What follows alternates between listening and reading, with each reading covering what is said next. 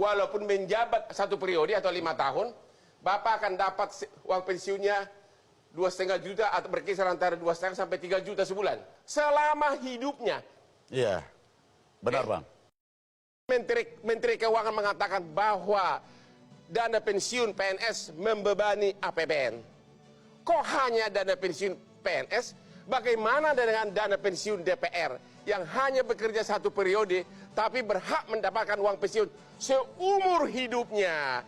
Bukankah lebih bagus dana pensiun DPR ini dihapus dan dananya direlokasikan, dimanfaatkan untuk membantu keuangan APBN agar dana subsidi minyak BBM tidak dihapus?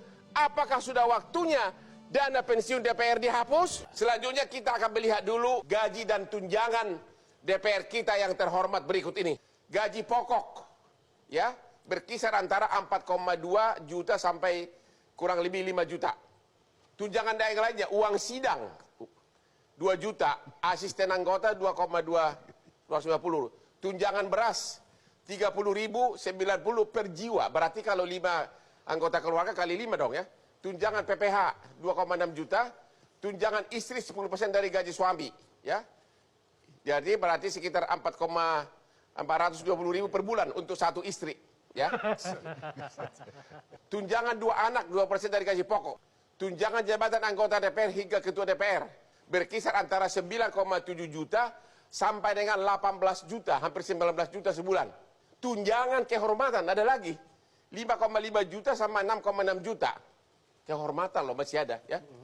Tunjangan komunikasi, maksudnya apa ya, main medsos apa? 15 juta. Kemudian tunjangan peningkatan fungsi pengawasan 3,7 juta sama 5,2 juta. Tunjangan listrik 7,7 juta. Kalau biaya perjalanan per hari 5 juta. Daerah tingkat 2 per hari 4 juta. Uang representasi harian per hari 4 juta. Untuk tingkat 2 3 juta. Banyak benar sih. Oke, fasilitas rumah tangga. Ya, fasilitas rumah jabatan 3 juta untuk daerah Jakarta Selatan ya per tahun. Tapi di samping ada dikasih rumah juga. Udah dapat rumah dikasih lagi uang. Tunjangan beras pensiunan. Ini udah pensiun dapat 30.000 per bulan per kepala ya. Kemudian uang pensiun, nah ini yang jadi bahasan nih. Ya, kalau dia baru bekerja ya 1 periode dia berhak ya 60, berarti kurang lebih 2,5 juta atau 3 juta selama hidupnya. Selama hidupnya dia baru kerja cuma 1 periode 5 tahun, dia berhak 2,5 juta atau 3 juta selama hidupnya. Jadi total akan mendapat 66 juta tiap bulan. Minimal ini loh, ini minimal ya, Pak Masinton. Iya, Bang Oman. Gue jadi gatal nih guys. Ini benar bahwa Bapak tiap bulan rata-rata terima 66 juta sebulan? Iya, sebelum potong pajak PPH dan PPN. Oh begitu? Ya. Tiap bulan itu? Iya. Oke, sekarang kita mau sorot dulu mengenai uang pensiun. Benar nggak bahwa walaupun menjabat 1 periode atau 5 tahun, Bapak akan dapat uang pensiunnya 2,5 juta atau berkisar antara 2,5 sampai 3 juta sebulan? Iya, benar Bang.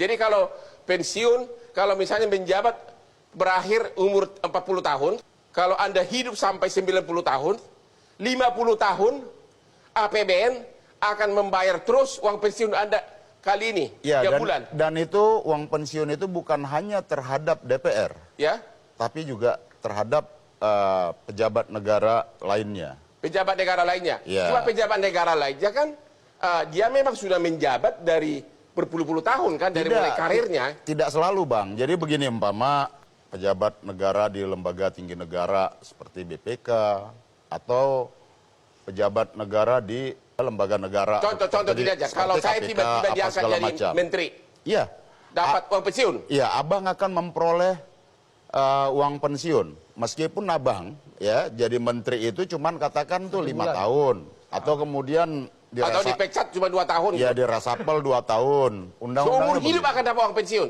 Iya, karena begini Bang.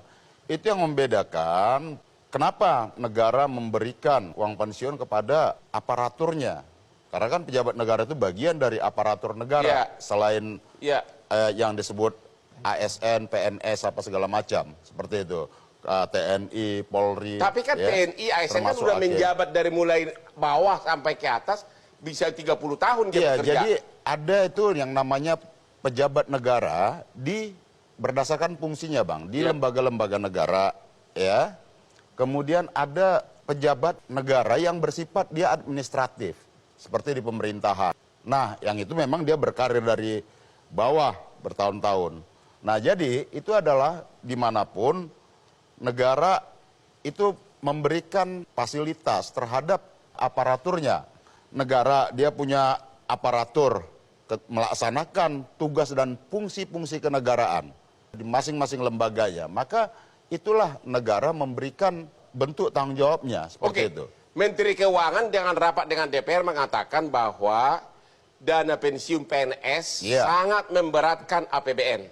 Emang pensiun DPR tidak membebani APBN? Ya tentu semua kan bersumber dari APBN. Membebani? Kalau menurut saya begini, Bang, pensiun itu dianggap membebani keuangan negara, Ya. ya boleh semuanya dikoreksi gitu ya. Jadi Anda setuju hapus saja gitu? Ya, jangan hanya PNS. Ya. Ya, tapi juga lembaga pejabat-pejabat negara yang juga menerima pensiun tadi. Menurut saya harus diberlakukan sama. Oke, Pak Karena Andre. ini bagian dari aparatur negara.